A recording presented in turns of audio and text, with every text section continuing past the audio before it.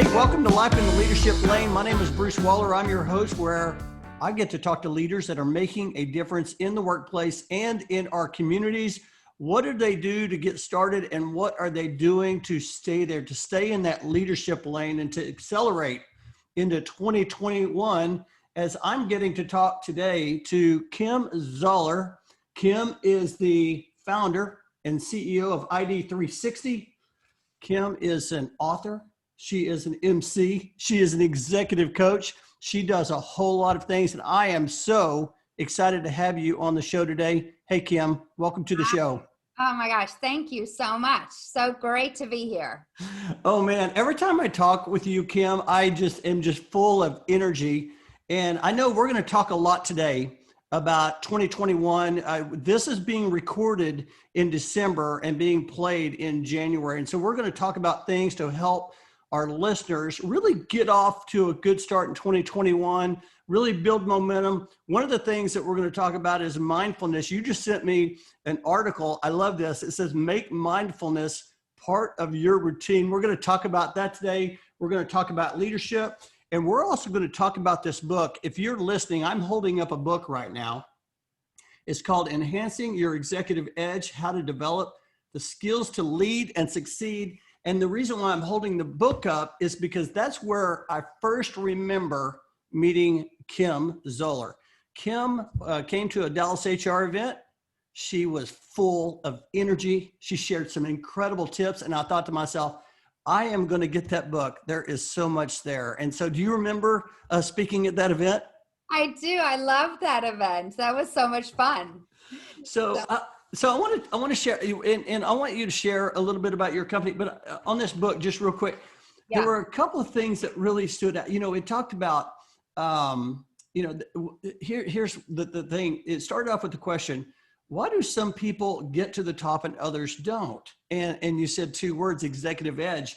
And there are so many things, but the one thing that stood out to me was when you talked about I think it's called the Johari window, the Johari and blind window. spots. Yes. In blind spots. And so I never really thought about that or heard about that at the time. And so, oh man, I love the book. And so I'm going to reference a couple of things as we talk more, but to get started, I would love for you to just share a little bit about ID360 and how you serve your customers. Absolutely. Obviously one of my favorite things to talk about. So we have been in business over 29 years. So October was 29 years, and here we are. It's just absolutely crazy. One of the things that I could say through the years that I really have prided myself on, and everyone who I work with, is that we are all about serving, growing, and developing. So when you say, how do you serve your clients? First of all, what we're about is intentional skills, intentional leadership, intentional behavior, intentional serving, intentional growing and development, developing ourselves and developing others. So that's what we're all about. And what we have found, even through that book, what we have found is that people are very focused on what they're focused on, and they're good at what they do. And one of the things that is such a major component of us is our human skills. And some people have them and they're very good at them, and others do not. And many times, the more intellectual we are, the more we lack the people skills, the human skills. And so, one thing has been our complete goal and mission in life is to say, these are not soft. This is hard. If you are good at what you do, then you have to let people know that you're good at what you do. And people have to know who you are and how you connect with them. Otherwise, it doesn't matter how good you are at what you do. Now, these are things that we know. And so the question is, do we really know them? Do we feel that in our body, or do we just think, oh, whatever? And the fact is that we know now from so many studies, from all the research that has been done, that that this is a critical part. This is a critical part of our lives, is knowing these skills and knowing that a lot of them are learned. They're not like, we are not born as leaders. We are not born. It is that is something that is, it's a fallacy. It's not real.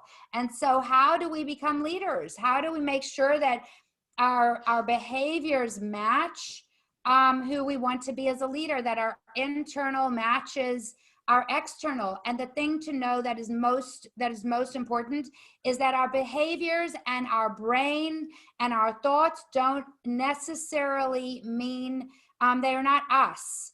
And a lot of the things that we do are things that are old behaviors that take us out from being really who we could be. So that's what our long answer, but that's what our company is about. That's what we're about, and that's what we base everything on. Wow. Ever since I met you, I've admired your leadership. I did not realize that your company has been in existence for 29 I years. know. That is Crazy. fantastic. By the way, I just wrote this down. This is the first time I really thought about it this way. These are not soft.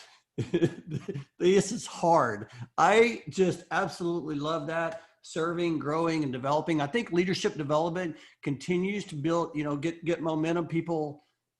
I'm seeing people really being intentional more and more and more. And I love that word, intentional. We're gonna talk a lot about that. I want to start from the beginning. I want to hear the Kim Zoller story. I want to know, where did you grow up and how in the world did you start your own company? I mean, 29 years, that's pretty cool. Oh, thank you so much. All right. So where did I grow up? So I'm from South Africa. We moved when I was 8. We moved, Bruce, with nothing. My family, it's very interesting. My grandfather started the first corrugated printing company in South Africa. My grandmother was the first female physician in South Africa. And when we came to America, we came really with nothing. And my family worked extremely hard. My dad is a physician, and he had to start all over again. My mom worked all the time. And I just saw this major work ethic. So my brother and I had one company after another, from cleaning, pools to what did we do? We mowed lawns. I used to go around. I mean, it's so crazy when I think about it. I used to go around to my neighbors and knock on their door and say, "I'll vacuum your house for $1." I mean, nothing was too little or too much. I was like, I'm in it. So in college, I had one business after another. I had a company called Colors by Kim, and I was not in a sorority, but I would go to the sorority houses. And at that time, I don't know if you remember this, but there was puffy paint and trinkets, and people made, I used to make t-shirts. I would go to the sorority houses. They would tell me what they wanted. I had all these trinkets, the puffy paints, and I would make t-shirts for all the sorority girls. And, one thing after another. So when I came back, I got the most beautiful job at a company called High Profile. I really thought I was going to go to law school. I ended up saying, my dad actually was the one. He came up to me, he said, "Kim, you're a people person. I think you should be in HR." I mean, at the time, HR was at the beginning, I was literally about to go to the University of Miami Law School, and literally within weeks decided not to go. And it's, there's all these little turns of a story. I ended up working at High Profile, which was the biggest gift of my life. So Bronwyn Allen, who many people who are listening will know, I worked for her. I quit High Profile to go back to school to get my MBA. I ended up, saying to Bronwyn, "Oh my gosh," because I heard a speaker while I was working at the HR Southwest conference, and I was totally mentored by TJ Carter at the time. And I heard this speaker, and I said, "Oh my gosh." And I literally, Bruce, went up to the speaker. I will not use her name, but I went up to her and I started crying. She was talking about image, and I was crying, and I said, "I want to be just like you." And she said, "Call me in 3 months." So she totally blew me off, which was great. It was the best thing that ever happened to me because I immediately called Bronwyn, who immediately, like within days, called me and said, you cannot believe this. I met the most amazing person who's going to mentor you.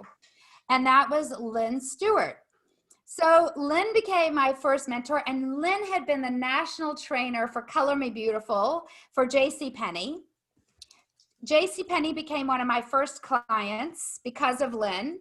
My husband, David, at the time was an entrepreneur major, and he introduced me to this man named Walter Haley, who I went and spent 2 weeks at his home in Hunt, Texas, learning how to run my business. And he would run these things called CEO boot camps. And I was there with like 10 other people from around the country. And that is how I got started. I started my business with everything Walter told me, everything Lynn told me, one referral after another. Bronwyn referred me to someone. I mean, it was like built, boom, boom, boom. And I had this massive system of referrals that I used. And to this day, we are still 99% referral based. Of course, I'm trying to like make social media my thing, but we are still 99% referral based. So that's how it all got started. And literally it just turned from one thing to the next. Someone would say, can you do this? And I would say, of course we can. If it had to do with people development, professional development of really succeeding in the workplace, that was what I was about. What I learned from working at High Profile was that there were really amazing people out there who didn't have the skills from the people side. They were great people. They were good at what they did, but they would go in to interview and they wouldn't get a job because of how they interviewed, or they would get the job and then they didn't have the communication skills to keep the job. And that's really what started me thinking, you know what, people just don't know how to do this. They don't know how to do this, and they need to learn. And so I just invested, my whole life into this. That is absolutely, oh my gosh, that's so fantastic. Okay, so I knew some of that, but I didn't know a lot of that. First of all, let me just say, hats off to your dad for saying, hey, you're a people person. And of course, I know that. And it's interesting how we all have like this idea of what we're supposed to do. And then all of a sudden we meet someone and all of a sudden we shift and we change lanes. And then of course you met Bronwyn and Lynn, and I'm big fans of both of them. And of course the HR Southwest Conference, are you kidding me? And then letdowns by, hey, call me in 3 months. And then, so I'm just going to shift real quick and mentors are so important. You talked about these have all been great mentors for you, right? And then do you mentor others now? I mean, what's the mentorship world like in like, you talked about these mentors and how they've impacted you. Do you continue to try to keep that legacy going? Oh, first of all, I think that everyone, I don't care how old you are, I think you need a mentor. I look for mentors. If I can learn from someone, and I don't care if they're 20 years old or if they're 100 years old, cross mentoring, I think, is unbelievable. Like today, how many people, I was so young when I started this, and I think that now people are they're brilliant. They know so much more than we did. So number one, I think that having mentors and really really nurturing those relationships is incredibly important. And I mentor a lot of people. And I will help anyone. If someone comes to me and they say, I really need your help, or I met this woman who I think is so incredible, who I hopefully am going to partner on some things with, she also could use some mentorship because she's just really starting her business. And I send her everything. I don't care. I look at it like it's all out there. It's not a competition. We can all really exist. And so why not help each other? And I think, like, I'm so lucky. I mentioned Walter Haley. If it hadn't been, well, first of all, if it hadn't been for David, who I was married to, who I'm so lucky, because who can say that their ex-husband is one of their best friends? So number one, I had David really guiding me and pushing me. He introduced me to Walter. That became a huge thing. Walter and Steve Anderson, who I'm still really good friends with. Lynn, Bronwyn. I met Brinker. I was like, oh my gosh, will you mentor me? So I had a few meetings with him, thank God, before he really got sick and had that accident. So there are a lot, I just, anyone who would spend time with me, I was like, will you mentor me? Will you mentor me? Will you mentor me? So I'm a big believer in all of that. Yeah, and I wanted to mention that because I mean we're 2021, and one of the things that I want to encourage everyone to make sure is they have mentors in their life, and also that they are also mentoring others, because we can Yes. also learn from the people that we mentor from. I want to ask you, I like to ask this question because I remember when I joined Armstrong Relocation in 2004, and I remember whenever I felt like I just found my lane, right, my calling. And I always like to ask, was there a time where, you started your business and you're like, hey, I want to do this, and, you feel good about it, but all of a sudden you get into it. Was there a time when you said, I found it. I love it. Everything that I do, I want to keep going. Was there an epiphany moment, or was it moments over time? Talk a little bit about that. I mean, I know this is good. You just gave me the chills. I have to tell you, from the minute I saw that woman speaking, I said, that's it. Mm. That's it. That's me. That's it. That's what I want to do. And then I still, like, I go and I speak in front of a group, or I'm with a group, or I'm doing this with you. And I'm like, I'm so in my flow. I'm so in my space. Something new happens and I'm like, oh, I'm blessed. So lucky. I feel like, I found my lane immediately. So blessed. And then it just shifts. The lane just moves, and if you're open to that moving, it is so incredible. Yesterday, I actually posted this yesterday, and I heard it. I'm not taking credit for it. I heard it while I was running, and the person said that I was listening to. They said they were having a conversation with a friend and talking about everything in life happens for a reason. And then they said, "Well, wait. What if we reframe that? Like, why do we have to think about it that way? Why can't it be everything in life happens for an opportunity?" Mm. And I was always like, my favorite saying has always been, that luck is when opportunity meets preparedness. And so if you are prepared, you're pretty lucky. And so I love that, taking those two different sayings and putting them together, that everything happens for an opportunity to say, what do I do with this? How do I work this? Even the bad things that have happened. And we've all had struggles. I've had personal struggles, professional struggles, and we just find ways to say, okay, well, how am I bringing my best self? What can I do with this to stay in our lane, to actually make the lane a little wider? And sometimes during those times it's hard because we want to veer out of our lane, but the minute we get back in, we know that is like our piece. That's our place. I love that. I love that. If you're willing to kind of just go with it. I will tell you that's mindset. That's mindset all the way. And I want to shift, talk about leading. I know that you're a leader in your organization, and we're in the business planning stage, right? We're planning for 2021. This is airing in 2021, so we've made our business plans and we're off and running. But one of the things that I like to do when I'm doing my business plan, I like to look back. I like to reflect. And so I would just like to ask you, let's look back at 2020 just for a second before we just charge ahead and accelerate. Did you have to shift in 2020 at all? I mean, this pandemic and all the things that went on, and what were some silver linings? I know one of the things that caught my attention was the videos that you were posting on social media. And it was like, not just every once in a while, every day. It was fantastic. What did you do in 2020 to shift, and what were some silver linings in that? Oh my gosh, so many. So first of all, it was a huge shift. The funny thing is I had just gotten back with Carrie, who wrote the book, who I wrote the book with, and a wonderful client, and slash amazing friend, Elisa Teichman. We had gone to the Tony Robbins Business Mastery, and it was such an amazing, that was literally right before COVID. Okay. I mean, it was like one event leading after another. So I came home.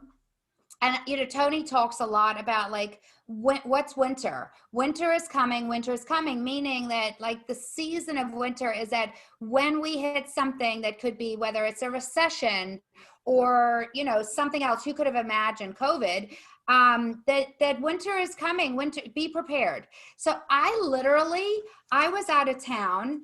I came back from emceeing this amazing event in California. And, you know, with 5,000 people in a room, which is crazy because it was like the beginning of COVID.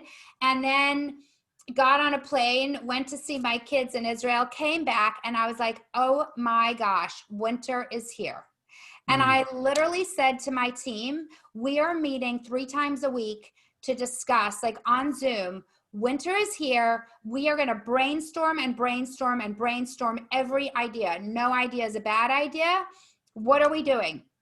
So that's what we did. We just started boom, boom, boom, boom, boom. And then we wrote an article. We started thinking about healthcare, and we wrote an article about healthcare professionals and what it means for these virtual appointments.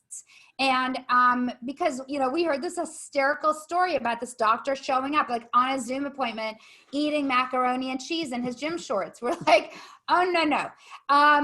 And I mean, it was a whole new world. And so that's that, you know, when I think about pivoting, that's how we pivoted. And then, you know, I had clients who said to me, so mindfulness and meditation has been a huge part of my life, like major part of my life for many years. And I had a client who said, oh my gosh, we don't know what to do. Everyone's freaked out. And I said, this was Elisa, and they have a jewelry store here in town, and it's online called Elong 23. And she said to me, what should we do, Kim? And I said, Elisa, I know that I'm constantly talking about the mindfulness and meditation. Please let me just lead your group.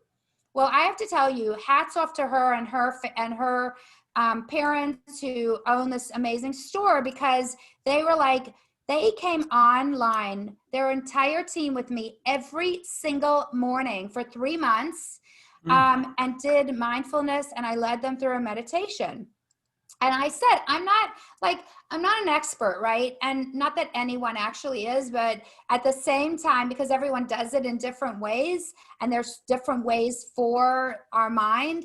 And I did this. And then, I mean, out of nowhere, because of those videos that you were talking about on LinkedIn and Facebook, I had a client from 20 years ago, Bruce, and a man named Dorman Basil, and he was with Capgemini, and now he's with the state of North Dakota.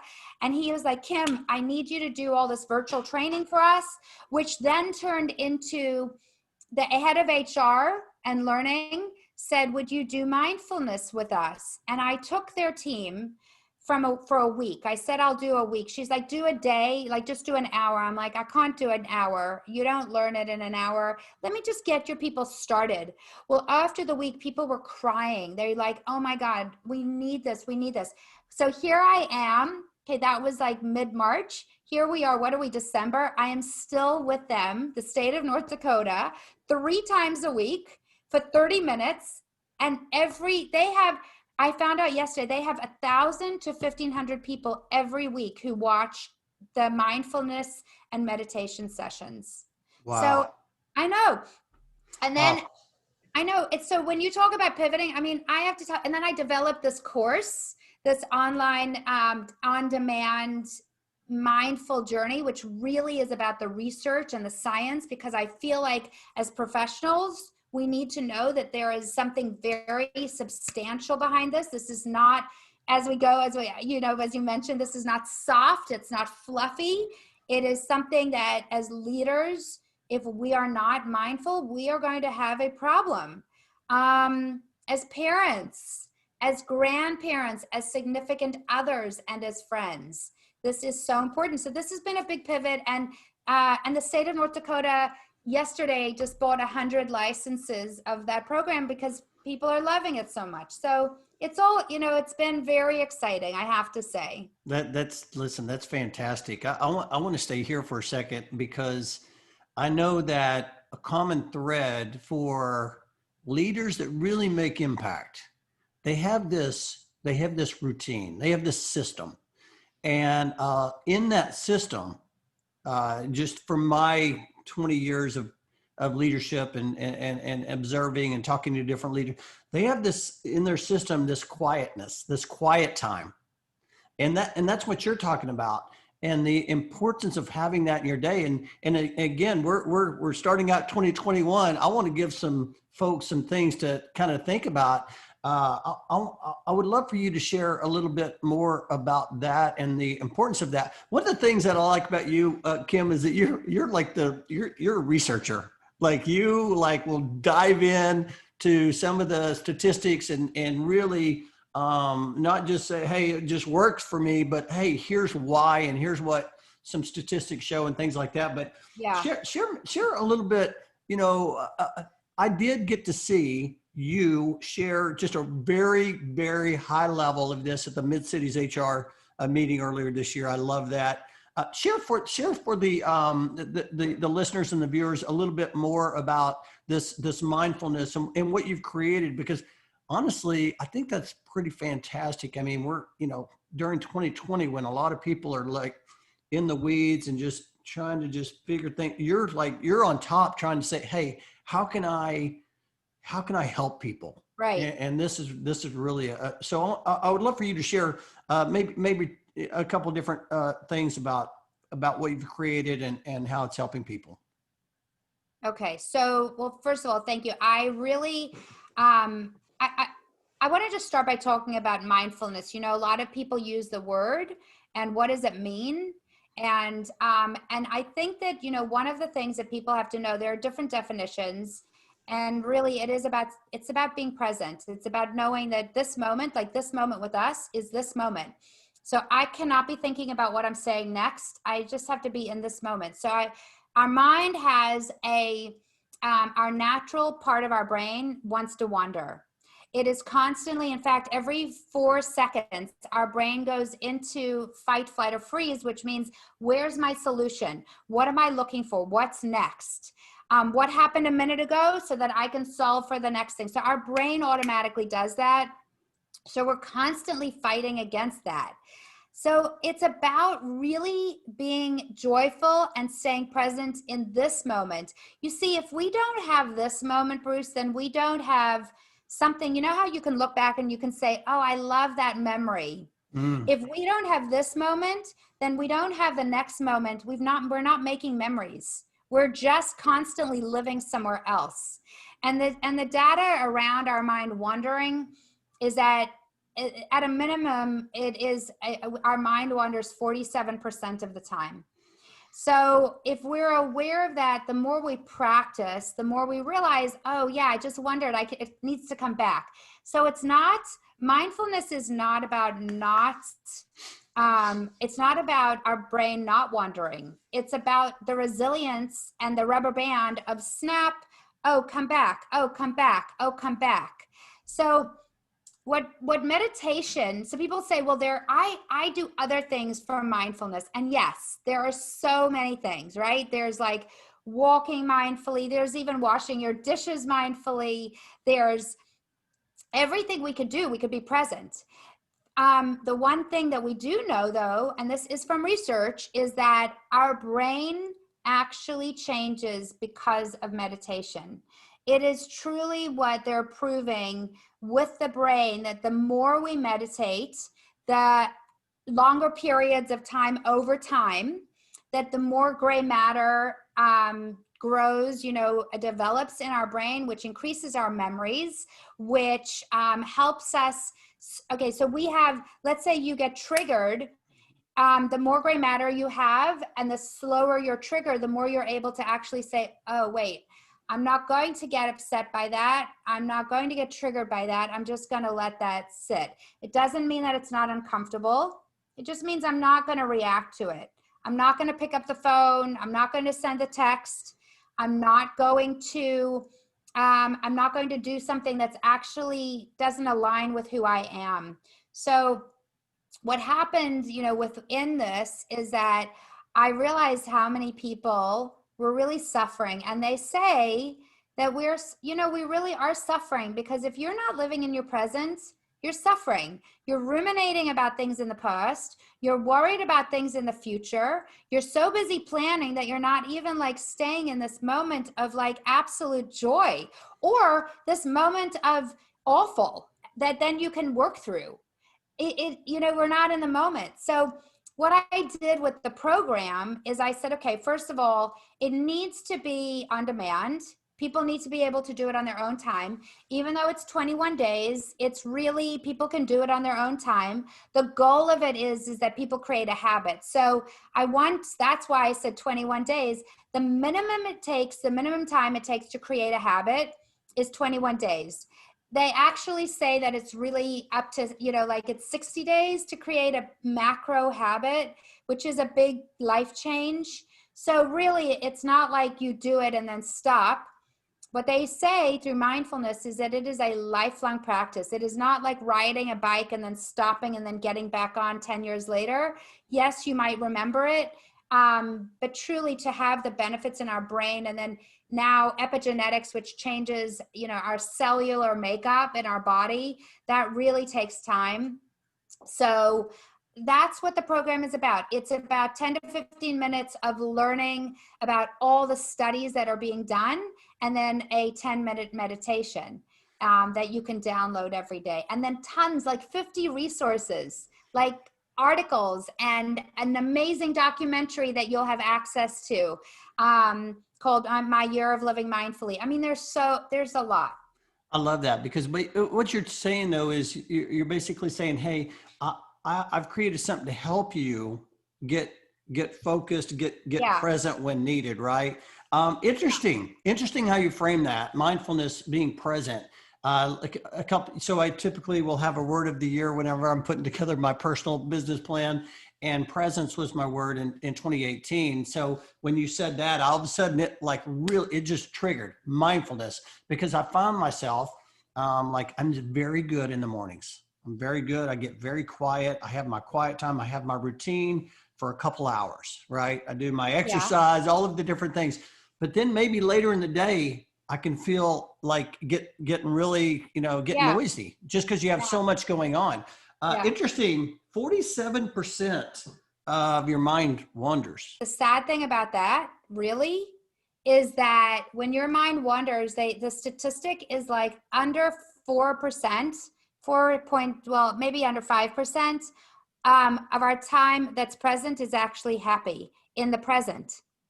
Doesn't mean that we're not happy. It means that we're not, it means that we're happy. We are 12% happy in the past and future. And so we're thinking about things that we're happy about that are gone. They're gone, or we think they're coming, and they might not ever happen, right? So it's like, why not just be, stay in this moment? It just takes a huge amount of practice. Yeah, that's the key word. You have to be you use this at the very start of the program. You have to be intentional about this, and really practice and want to be in that presence. I just absolutely love, and also love that you mentioned, I think you mentioned on demand, like where, so here's a question I have for you. Is this something that someone would do in the mornings, or would they do in the afternoon, or would they do it at night? When would they build that practice? Whenever they want. So if you're a morning person, you do it in the morning. If you're a night person, you do it at night, or? Yeah. The biggest thing with meditation, so as far as my program goes, you could do it anytime you want, anytime you have the time. You'd have access to it on your phone or a computer. The meditation, which you download, you could either do it, it depends where you are. I mean, I like to meditate in the morning. There are mornings that I go, like from the minute I wake up, I literally am going. And then I'm like, all right, so if I have 2 minutes, during the day, I'll just think about it. Or if there's a transition between my desk and something else, I just take those breaths. I'm the whole time coming back. And then at night, I'll meditate. The thing with meditating at night is that you really want to be alert when you're meditating. I love all these apps, and people have that, a lot of these apps have nighttime meditations, and they're great. I love them too. I listen to them. And yet they go to sleep. You go to sleep. And really, if you're really, really trying to calm your mind and actually decrease the insomnia and decrease waking up at night and then not being able to fall back to sleep, then you need to practice at a time that isn't sleep. And so if you're going to practice at night, you just have to make sure that you're more alert. And sometimes that's hard if you've had a long day. And even for me, like I'll sit down to do a meditation and I'll find myself falling asleep. So that's not what you want to do. So since you've started being, in mindfulness and on this journey that you've been on, has there been something that you can identify with saying, because I did this, this has helped me? Is there something in particular you can say, man, oh my gosh, I was, I had more energy. Was there something that, that like someone listening would say, hey, if I do that, this is really going to help me in this area? Okay. First of all, I have to say everything, right? So it's so hard. What does it help me do? It's helped me even in this conversation, not be thinking about what I have next. It helps me be totally focused on you. It helps me be totally focused on how am I serving you and how am I serving anyone listening. It does help me have more energy. I am more focused. I'm able to sit for longer and focus more, even with all the computer and the Zoom and everything else. It helps me not get triggered when I get an email from someone that would normally trigger me. It helps me say, I don't really like that. That's kind of uncomfortable. This is why it's uncomfortable, and I'm just going to let it go. It helps me with my family. It helps me when my kids call and I'm in the middle of something, actually stop and be present with them. I was on the phone with someone. I was on a video call with someone, and I was talking to them, and they started to tell me, this just happened 2 nights ago. They started to tell me something really important, and I was walking, and I was like, oh, I forgot to do my laundry, or I forgot to take out the laundry. So I started doing it, and that person said to me, I can't talk to you when you're doing that. And I was like, oh yeah, right. And I literally sat down and said, I'm so sorry. I'm going to listen. Like, you're telling me something important. And I just almost missed the moment. And luckily he said something to me. So I think in every area of our lives, with everyone around us, with the people we lead, for leaders out there, to be able to sit back and say, different perspective.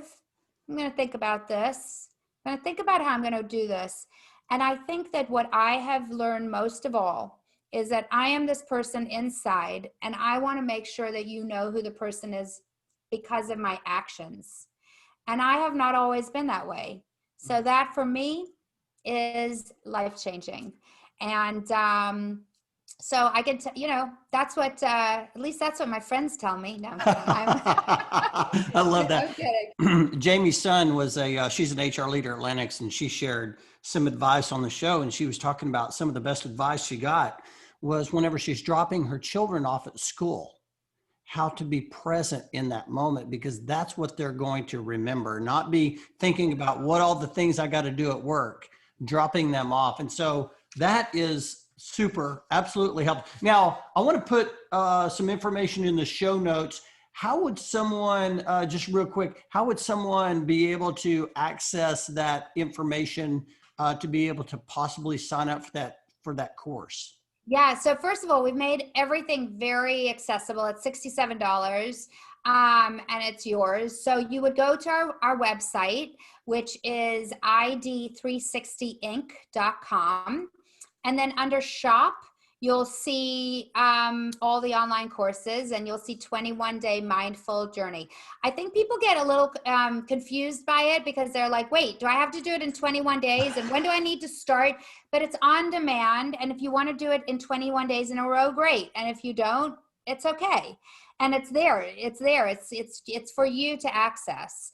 So that, I think that's really important. And so it's very accessible, and we've really made it so that for people who want to learn about what the brain is doing and then how to support that and put it into tactical everyday practice, that's what it is. That's what differentiates it between like other 21-day mindful journeys, is that it really is focused for our business community to know. Like, I think it's really important to know what the studies are and the research is, so we know what we're actually doing and what we can be doing with ourselves and everyone around us. I'll put that in the show notes so people can just click on that link and they can go in there and check that out. And if they want to connect and connect with you more, we'll put that information in the show notes and how they can access that. So we look back at 2020, and then, as we're 2021, I would love to pull out, I always like to talk about leaders that talk about planning their year. And so one of the things we would definitely want to put on our plan to have success in 2021 is some type of mindfulness journey, being present. That's very good. 100%. In the book, Enhancing Your Executive Edge, and I'm glad you mentioned Carrie Preston. She co-authored that book with you. You had mentioned a couple of things, and one thing that I thought was interesting is because today we're hearing a lot about personal branding, but yet you both talked about the importance of defining and developing your personal brand when you wrote the book, and this is 5-6 years ago. And so I would love to ask you a couple of questions around, and number one, how important do you think is a personal brand for someone today? I think it's totally important. I want you to just think about the 5 people you were with yesterday, through Zoom, on the telephone, who you had contact with. You are deciding so many things about them. You're deciding if you trust them, if you like them, if you're going to work with them, if you're going to do business with them. You're making all these decisions. Ultimately, it's based on how you feel about them and how you feel about them consistently. So if one day they make you feel really good, or they make you feel confident in that, you feel confident in them, then that's great. And the next day they don't, the next day they make you feel like you're this big because they're a know-it-all, then you're like, okay, well, I don't know. What are they? And then if anything's ambiguous, one thing that Brene Brown says is, the best thing you can do is that clear is kind. Well, that not only stands for our communication, that stands for who we are. So I know, like, if I go into Starbucks, I know what to expect. I know if I go into Apple, I know what to expect. I did this, my blog this week is all about this. When I go in, so I teach spinning. I love to work out. And I love the store Lululemon. As an instructor, we get a really nice discount. And I love the store, okay? Forget the discount. I love the store. So, when I go in there, I know exactly what I'm going to get. They're so cute in there. I mean, I don't care who it is, a man, a woman, young, old, I know what I'm going to get. They're all so cute, and they're all there to serve. So that's their culture. So to me, that's a brand that it would be very odd to even have anyone who didn't do that. And because of that, we know what we're going to get. And because of that, we buy in and we listen. So I think that today, where our branding is that I think it is so, even more so now, critically important that people know who we are, what we're about, and we know who we are and what we're about. I mean, what about us? Like, I have to sit down and I think, well, who am I? I want to be, we talk about authentic leadership. I want to be that authentic leadership or leader. Now, how do I actually get that out? So I have to really think about that. I also have to think about, if that's who I am, then how do I have you make sure that you experience that? I don't do it by manipulation. I mean, people can manipulate people, but only for so long. So you want to make sure that what you're doing and how you're feeling is really, you've thought about it. You've actually taken the time to think about it. I absolutely love that. I think that that's a big, big topic today. It And is. I love what you talked about, though. You talked about the brand that you want to be intentional about on the outside for people to know who you are, but also for you to know, Yes. yourself. I mean, that is so important. Yeah. So most people are like so busy thinking about like, how do I need to come across to you? Right? What do I need to do to make you think this? So, 20 years ago, 30 years ago, when I was doing this, that is what it was about. It was about like, how do I project a brand? I didn't even think about your internal, really. It wasn't even don't be yourself. It was just who do you want to be? And now what I've realized, because I think so much more about that, is what are my values? How do I want them to come across? Because my behavior didn't align with how I projected, many times to the outside. Like I'll give you a great example. In my office, I was like, go, go, go, boom, boom, boom. Why wasn't something done? I would say things in a way that was very abrupt. It didn't make people feel good all the time. I was like, it's about the work. And then I was like, no, no, no, no, no. Like all of a sudden it shifts, shifts, shifts. And today I say, but that's not who I am. Because at the end of the day, I don't want to make people feel bad about themselves. I don't want to that's not who I am. So then how do I make sure I know myself, I know my values, and what happens? This is where the mindfulness plays in too. What happens if I get upset? I get to breathe and think about how I'm going to deal with it, because I know my brand. I know how I want you to feel, and I know what I want my outcome to look like for all of us. So it's just very intentional to take it through a very methodical process. And it does take time. People say, well, that's just who I am naturally. I don't believe that. I really don't. I really think that we're hardwired in a certain way, and but we can change it. Listen, folks, you need to be like, you need your journal right now. You need your pen, because we are like outlining a blueprint on how to really have an edge in 2021 with what Kim's talking about today. I'm glad you brought that up about Brene Brown. I want to share just a quick story. So I heard her once say that, and the importance of values. I heard her once say that when someone asks you your values, you should know you should narrow it down to where you can just like that, you can just share Yeah. two values, right? So I went through the exercise and I did that. And what makes me think about that is that we're modeling for others every single day. We are. And I shared a story in my book that I published. And it was whenever I joined my first company when I was in Dallas. I worked as a manager for the company for several years. And there was a trainer in the program. You may have even been one of the trainers, but the trainer basically had a values exercise. Every employee was in this room, even the top leaders of the organization.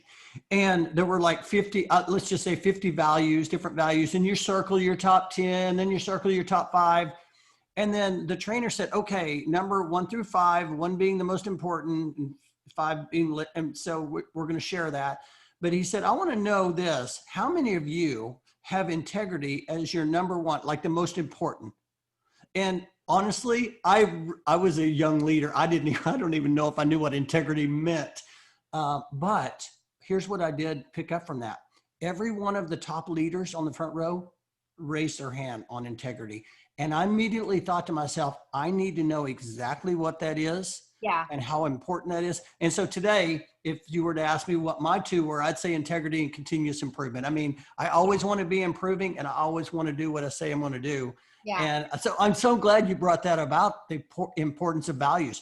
Share, as you plan your year 2021, can you share maybe a couple of things that you also focus on? I mean, we talked about the importance of mindfulness and being present, and the importance of having, knowing yourself and having values. What are a couple of other things that people should considering making part of their plan for 2021? Well, I think, from a goal setting standpoint, just to shift, one of the things that I've started doing is making a list of all the things that I want to do and that I want to achieve, and then really thinking about putting it into an algorithm of how much time it's going to take, like what the effort that it takes. Okay. Well, first, let me start with the first number because it'll make more sense. Okay. What's the impact? What's the impact of me doing this? And then what's the effort of me doing this? And then I divide the impact by the effort and I get a number. Okay. So if you do on a scale of 1 to 5 and you say 5 is the biggest impact, 1 is the lowest impact, 5 is the hardest, effort, and 1 is the least effort, then you divide them. Then I look at that and I say, okay, let me see where I need to put my attention. And then I think about, wait, what outcome am I really trying? So some may be even lower, like they might get a score of 1 or 2, but they may be more important to me. So then I have to think through, well, if I really want to do that, then what else am I not going to do? Because we only have a certain amount of time. And if I'm going to do this, then who is it serving? How is it serving? And is it serving us as a company in the big picture? So I go through a lot of planning, like we're in that process right now of really mapping that out. And then I'm a huge fan of Tony Robbins' RPMs. So mapping out it's rapid planning methodology. Anyone could look it up anywhere. That's something that we train in our courses as well. And I just think it's really, when you get good at it, it's really very good. And the main thing is that you sit down, your vision. So there's a bigger picture. I know my vision for the year. Then I break it down by quarter. Then I break it down by month. And then and then ultimately we know our goals. What's our outcome? Why is it so important? And it has to be important, otherwise we don't do it. And then every week brainstorming, some of it's by myself, some of it's with our team, brainstorming what are the things that we actually need to do. Now, this is the key, Bruce. You have to put things on the calendar, because if they're not calendared, you don't do them. And then you sit there 5 months later and you go, oh yeah, that was a good idea. Well, it was an idea. And I am very good at coming up with a bunch of ideas and not calendaring them. So now that's what I do. I sit down and every Sunday I figure out my calendar, and I make sure, and I always block out time. Like, this is fairly new for me, like the blocking out time I put it on my calendar to write, to do certain things, to take time.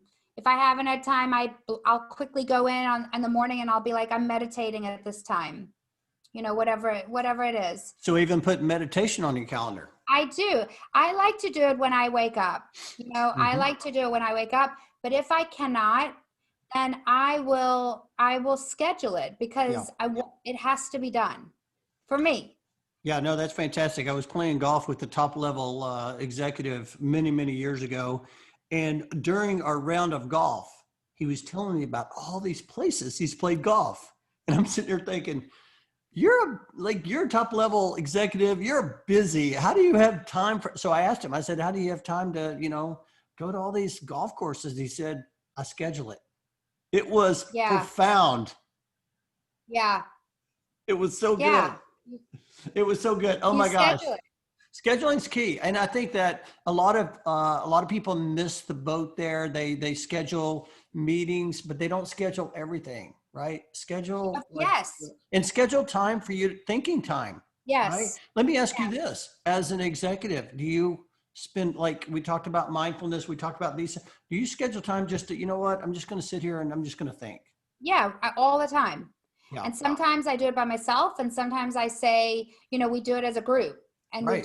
we do it like, okay, and all that is just what's happening, what are we doing, how are we doing better at this, what do we need to do, Yeah, who's just doing. like you said, hey, team, we're going to get together 3 times a week and we're going to just start brainstorming. We're just Yes, going to start thinking of ideas. yes, And yeah, no, I think that's great. I think that's one of the challenges for a lot of people is they just get tied up in yes, in the weeds, yes, of course.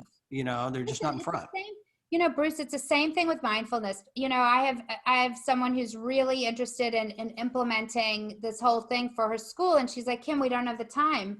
And I said to her, I guess you have to decide how important your brain is. And I think she was like, oh gosh, really? We have to decide, make a decision of what is important. And I always go back to Stephen Covey, sharpening the saw. Mm. I mean, it is about sharpening the saw. It is about, you know, taking the time to realize that if we don't take the time, we will be working hard with a very dull saw. And that's really important, It's really important that we recharge for ourselves. No, I appreciate you sharing that. I will tell you one of the difference I've seen, I've worked for 4 or 5 different companies in my career. And one of the differences I've seen is some of the great companies invest in that training. They invest in training their Yes. people, Yeah. and they just feel different. The first company I Yes. worked for did a wonderful job in investing in training their leaders, and incredible. So I see that as kind of the common thing. I've seen you in a different training. I think last time I saw you was over at Alchemy when you were doing some training over there. And so it's fantastic. Let me ask you this as we get close to our time to accelerate. You know, is there any advice that you were given early on that you find yourself giving to others today? That's a good question. I would say that the advice is there are a couple of things that really hit home for me. First of all, it isn't, sometimes we're not passionate about things until we dig in. And it's putting yourself into a situation and being fully there in it. Sometimes that leads us to the passion of the doing of what we're doing. And if we are going into things with an outcome that fits our values, that feels like we're serving, that even if it's something, like this week, this is an interesting thing that happened with Tony Page from Zappos. Right. He always said, shoes was not my thing. I thought it was ridiculous, but serving people was my thing. Mm. And so I think that for me, I have learned that from my parents. I've learned it from mentors, that you figure out what this does, how it serves other people, and you will become passionate about it. And so I look at everything that I'm doing. Listen, I joke, but I teach this spinning class. I love them and they love me. And they love me because I am all about them, not about me. And I have made the most amazing friendships. And they're my biggest supporters, and I have these amazing friendships, and they are now all friends. So it's really, I don't care what you're doing, you can make it so special by serving others. I love that. Yeah, Tony Sue, he was I think he wrote the book Delivering Happiness. Fantastic book. I actually quoted him in my book because he said something on Darren Hardy's Success, a video one time. He said, it's not about work-life balance. It's about work-life integration. Yes, it is. It's true. I got It's chills true. whenever he said that because I was like, It's you're true. right. I need to be the same person all day long and not, 100%. 100%. right? And I will say this about work-life balance, just on the mindfulness piece, Yeah. what the data shows is that when we are actually present, either at home or at work, that we feel, no matter what the time is, we feel actually as though we have that balance. Because otherwise, let's say I spend 10 hours at work and then I spend 5 hours with my kids at night if they're little. Well, there's an imbalance there. But if that 5 hours is completely present and I'm not thinking about the work that I did and I'm not looking at my phone, that 5 hours is going to be more meaningful than the 10 hours if I flip the time. Mm. So it truly is about being mindfully present in that space. And really, and again, the data shows us that then people feel like there's more balance, that their life is more fulfilled, no matter what the time discrepancy is between the work and our actual home lives. Oh man, I love that. I want to add on to that because, as we talk about, we talked about a lot of things that our listeners and viewers can do in 2021 to get that edge in their career. And I was thinking about also how you're talking about mindfulness, how that's going to help us. But I was also thinking about, when you're present, when you shake hands with someone, how when you shake hands and you look them in the eye and you hold that just for an extra 2 or 3 seconds, it also Yes. like that will make the other person feel so important. Would you agree? Yeah. Yeah. Oh my gosh. It totally does. It totally does. It is that, it is that connection. I hope that one day we'll be able to do that again. In the meantime, you know what? In the meantime, we take that and we transfer it to these virtual settings, and taking the time to look at someone in the eyes and say, hello, how are you? Before you just dive into the work is, again, through data. I mean, I'm like all into it, but, the research shows us that it is really the next best thing to that connection. So that's why I will always opt for video over a phone call, because it's almost like being face to face with someone. And so and that's the research about the connection. I am so glad you shared that because we hadn't really talked about. I'm sitting here thinking about, once we get back to actually shaking hands, but video is where we're at right now. And being present on the video, many times I've been on different Zoom videos and you can tell who's really there and who's Yeah, not. It shows for up sure. on camera. Yeah. For sure. Oh man, let me tell you. Oh, we could go for hours. This has been so good. Thank you so much for sharing. I want to go to a section I like to call "It's Time to Accelerate" and just kind of ask a few more fun questions. So would you rather, I heard you earlier talk about listening to a podcast. Would you rather read a book or listen to a podcast? Listen to a podcast. Oh man, that's on. Any favorites in particular? Oh gosh, I love Shannon Harvey. It's all about mindfulness. It's all about the brain. It's really all about brain and the studies. I love that. I love Tony Robbins. There are so many that I would have to like go through my whole life. Those are my two favorites. I love it. Oh man. So, and I was, again, 2020 was a tough. What are you most grateful for? Oh my gosh. I'm grateful that that I'm safe and that I'm healthy. I'm grateful that my family is. Unfortunately, we lost my father-in-law to COVID. So I am grateful that I have been able to really, stay connected to my family and Oh that they're man. safe. Oh man. I'm so So sorry. yeah. Yeah. So and I'm grateful that even in that, there was joy, because there was one Zoom after another and just hearing about him. And, my kids actually got to hear from people all around the world. They knew he was an amazing man. And then they even got to hear the most amazing things about him from friends and family around the world for weeks. So it was a blessing, it was like, and he was, he was incredible. So Oh, that's fantastic. Thank you yeah, for sharing that. I appreciate yeah, that. So 2021, we're in January. What are yeah. you most excited about Oh this my year? gosh. I'm just so excited I'm excited about where my life has headed because of this year. I'm excited about the connections. I'm excited to dig further into research. I'm excited to share it. I'm excited to, oh my gosh, the day that we can actually be in a room together and just training and doing, I can't wait for that. I'm excited.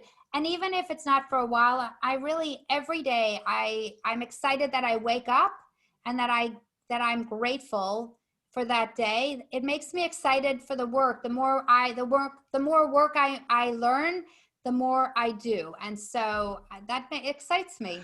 Man, I got to tell you, I have this question I've been asking everyone, and I'm going to ask you, but I'm actually thinking of what the question is: what energizes you? And I'm sitting there going, Kim Zoller energizes me. What energizes you? Oh my gosh, everything energizes me. I exercise, my friends, my family, looking outside at the beautiful trees. I mean, you know, everything energizes me. The potential for good things to come. That is like all of it, Bruce. I mean, listen, I have my bad days too. We all do. I think I spring back a lot faster from those bad days because I do all this other work. I really have to really try to make my life really intentional at this point of my life. And, you hit 50 and that's, I don't know, you just have to wake up and say, all right, so what is it? What is this? So that's where I am. I love that. I love the mindset. I love everything about it. And like I said, I hope people are taking notes right now, because this right here is a key to having a great year in 2021. Final question. This is my favorite question of all. I love asking this question to all my guests. And then here's the question. Kim Zoller, 10 years older, is knocking at your door right now, and you open that door. What is she saying to you? She's saying, stay present, enjoy the moments, and you're on the right track to doing that. And don't forget that. Don't miss the joy in the moments of who you're with and what you're doing, instead of like constantly trying to reach the destination. Because I've spent many, many years trying to reach the destination and have made not great decisions because of that. And so that's what she's saying to myself today. I love that. Thank you so much for sharing that. You hear a lot of college football coaches talk about it's about the process, Yes. going through the process, not the destination. Listen, this has been an absolutely fantastic time. Just visiting with you today about, how to level up, how to get that edge in 2021. You've shared so much wisdom. I appreciate you sharing your perspective. If someone wanted to follow you and learn more about you, and I'm going to put the mindfulness journey information in the show notes, how would Yeah. they connect with you? They can email me anytime at kimzoller@id360inc.com. They can do that through our site. We're on Facebook, LinkedIn, all of it, Instagram. So I actually have been doing some TikToks, but I decided that's not my audience. So I'm going to stop doing them, even though I think they're very fun. But I told, the person, I have this wonderful intern who's like, Kim, you got to be on TikTok. Yeah, well, I think that's probably not my biggest impact for my time. So, but any of those other ways, please. And we're always here. We're here to answer any questions, to help with anything. So that's what we're about. Well, Kim, you're definitely driving in the leadership lane. You are, when I think about you, I think about energy, I think about serving, I think about mindfulness, and love all of that. And I know a lot of people are going to benefit from some of the things you shared today. So I just want to tell you, thank you again for coming onto the show. And I cannot wait to share this with everyone. Oh my gosh. Thank you, Bruce. Thank you for having me on. I really appreciate it. Absolutely. We'll see you.